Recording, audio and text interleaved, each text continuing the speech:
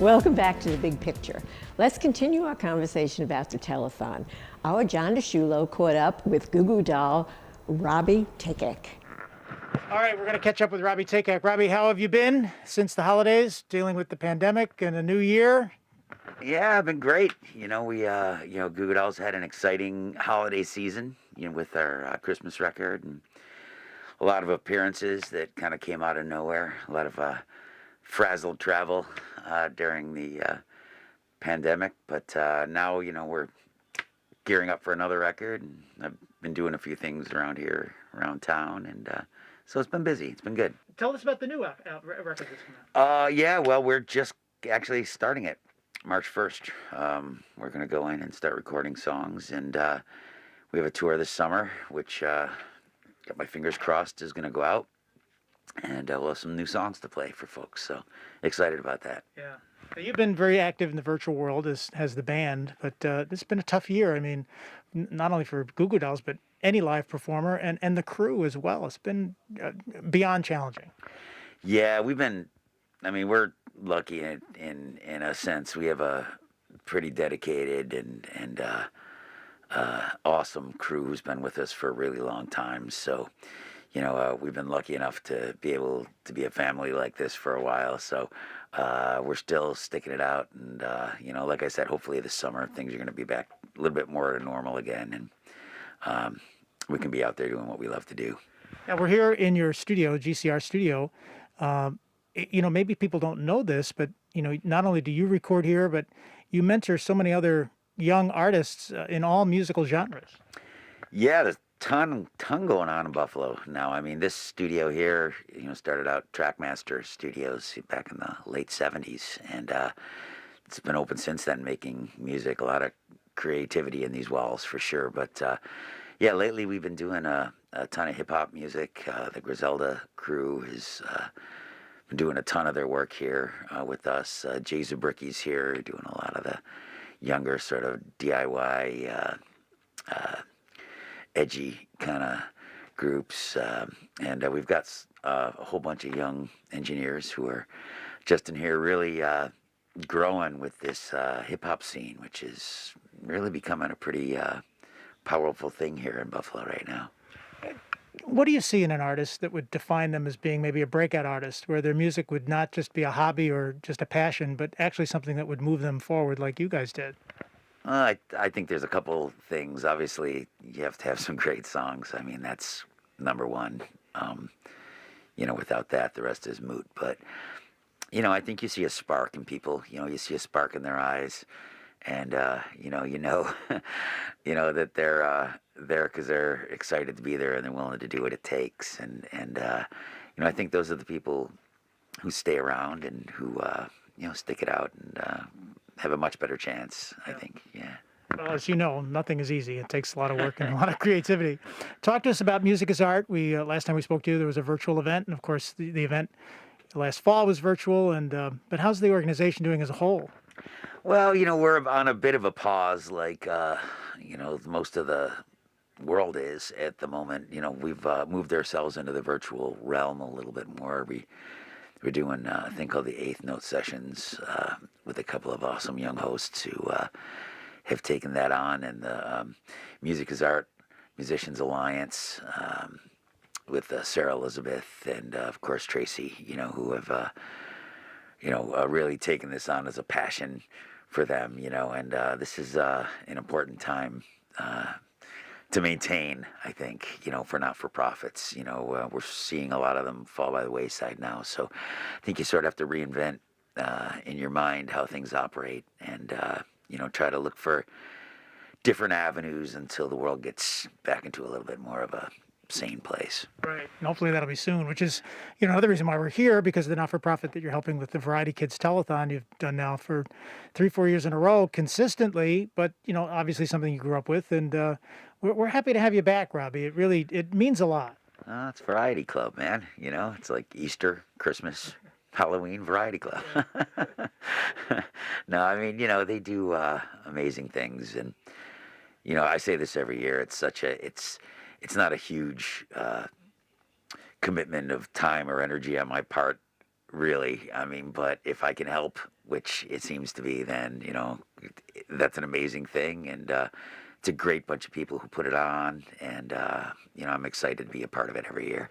Well, we've talked about this before, and you being a dad and a husband, and Johnny, same thing, and your whole band. As you've grown up, you see the value of family, and you see the value of a healthy child.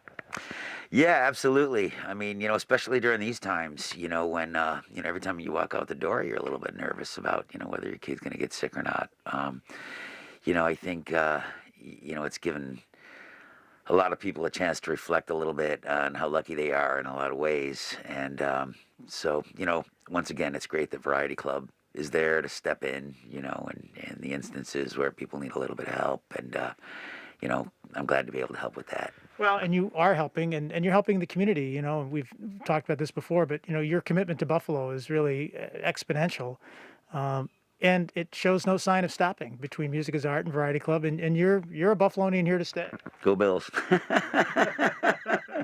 Yeah, I mean, I love this place. It's been great to me, and it's been great to us, and so. As I mentioned, anything I can do to help out here, I try to, because it's a real place. And so, it's a good place to do things that mean something, Right. Because people appreciate it, for sure. And how's your family doing? And how's Johnny's family doing? Everybody's doing good. It's been a weird year for everybody. And I think, in a lot of ways, we're used to being away a lot, and I think our families are used to us being being away a lot too. So, we're discovering parts of our relationships, that we've never had to encounter before because I'm never home a year at a time. So I've discovered I can be very annoying.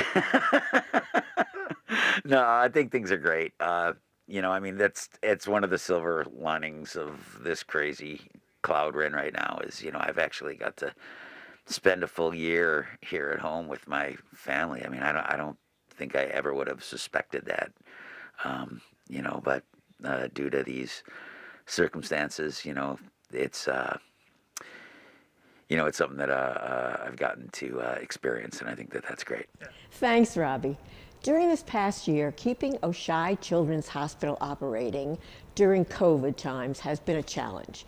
President Allegra Jaros fills us in and tells us why your telethon contribution is so important. President Jaros, what an incredible year this has been. Give us an update on where things stand at the hospital during these very challenging times. Yeah, thank you. It's good to be here, so thanks for having me. It's been quite a year for our community at large. And at Children's Hospital, we've had changes that we certainly never expected. Our focus has been on ensuring the safety of our patients, the safety of our staff, and really being here for our community. Fortunately for us, this virus, unlike others, is not impacting our children in the same way an RSV or a flu season typically does. And so we've been really blessed as a world, as well as a community, not to have significant volumes of kids hospitalized as a result of COVID-19.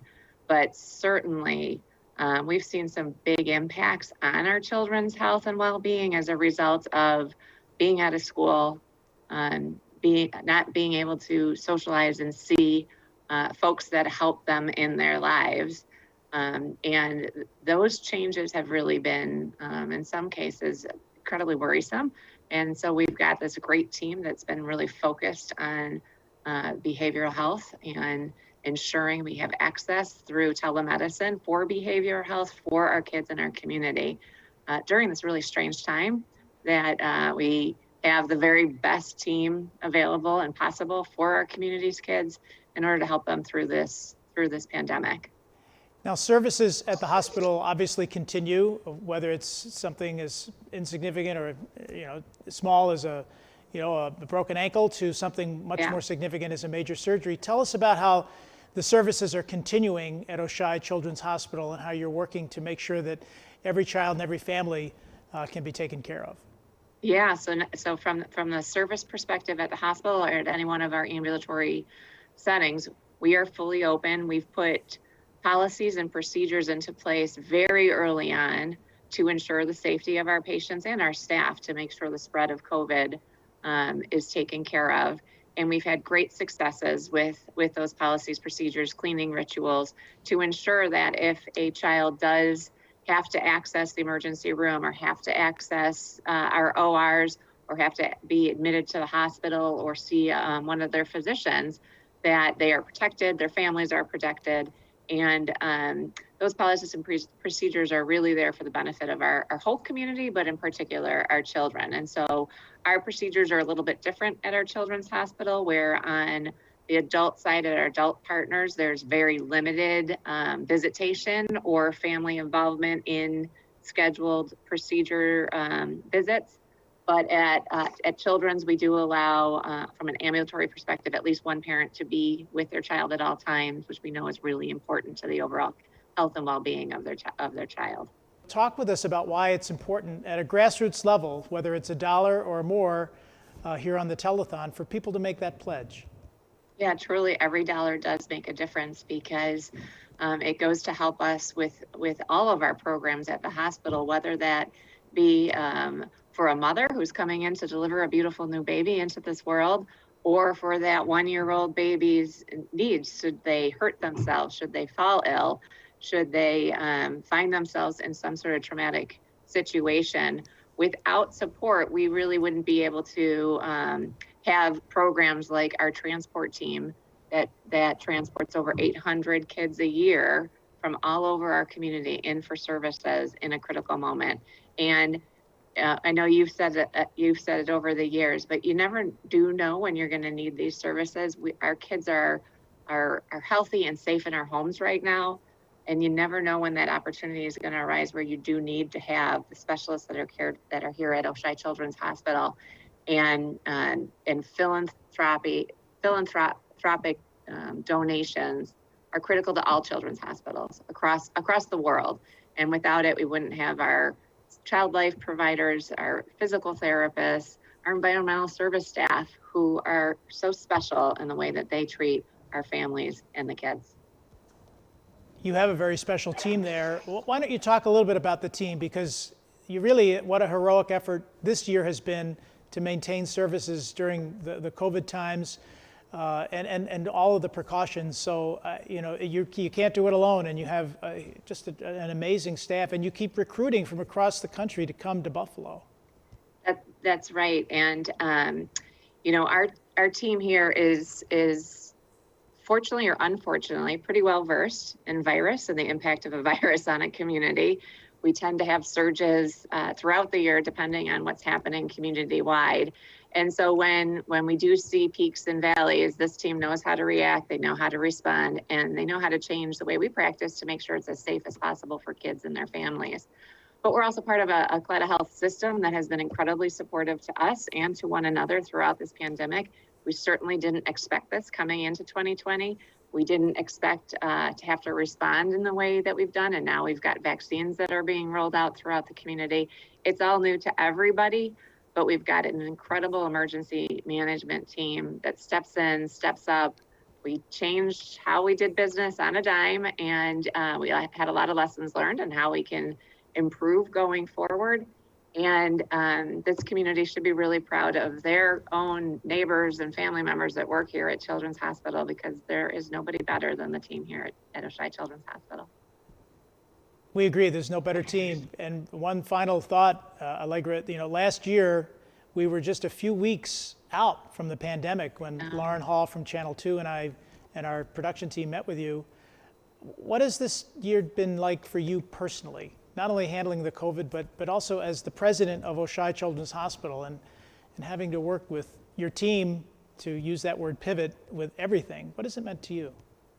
Yeah, I've been really proud to work with this team here at the hospital. As I mentioned, they stepped in and stepped up, and really we've been meeting the needs of the community in any way possible. For me as a mother and a community member, it's been challenging for sure. figuring out new ways of supporting our community.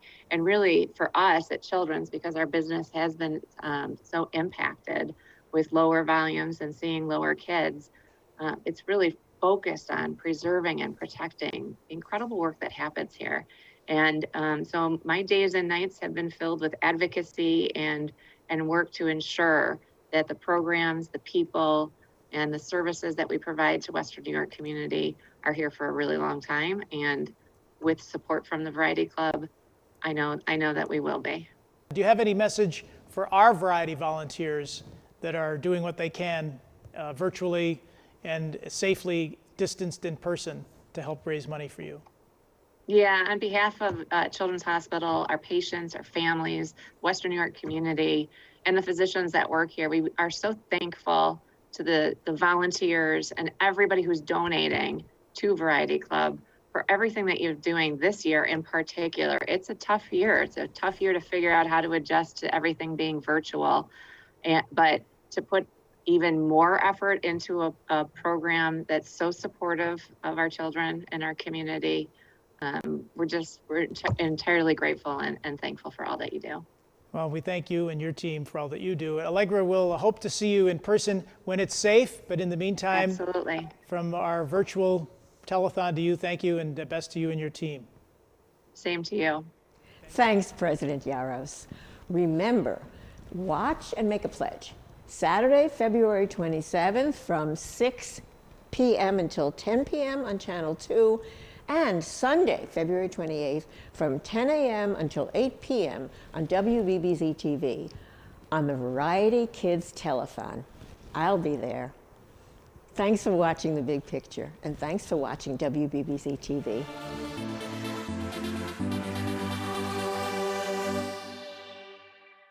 So, Paul, it's a brand new year, but a lot of changes, obviously, with what's happening in the world. And you and the Variety Committee have really done a great job to make this a safe and effective event. We're doing it.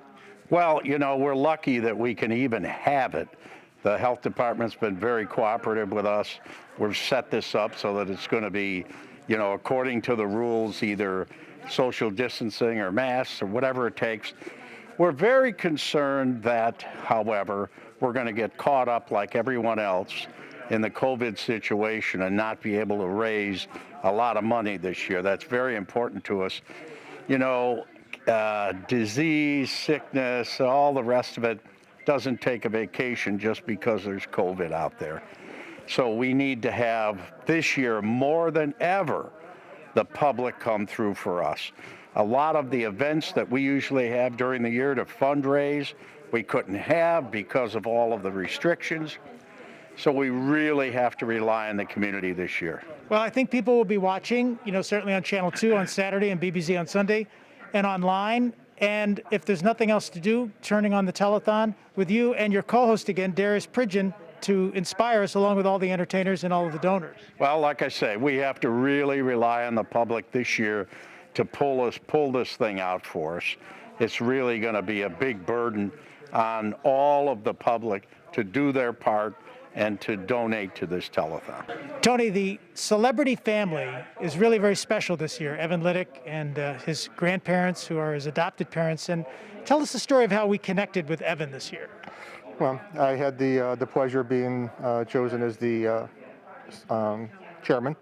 And with that comes the privilege of choosing the celebrity child. So I thought, what better thing to do than to bring in one of my members' children. And as it turns out, I put a message out and found out that one of my members had a grandchild that was special needs, and we connected. And I was a little leery at first because the poor little guy has so many problems, and I didn't know how much of that story the grandparents were going to want to put out. But to both of our surprise, they've just opened up and they want to be advocates for shaken baby syndrome. And we should mention, and you'll see the story on the telethon on Channel 2 Saturday and BBC on Sunday, shaken baby at several months old, just a few 4 or 5 months old. His grandparents brought him back and have raised him.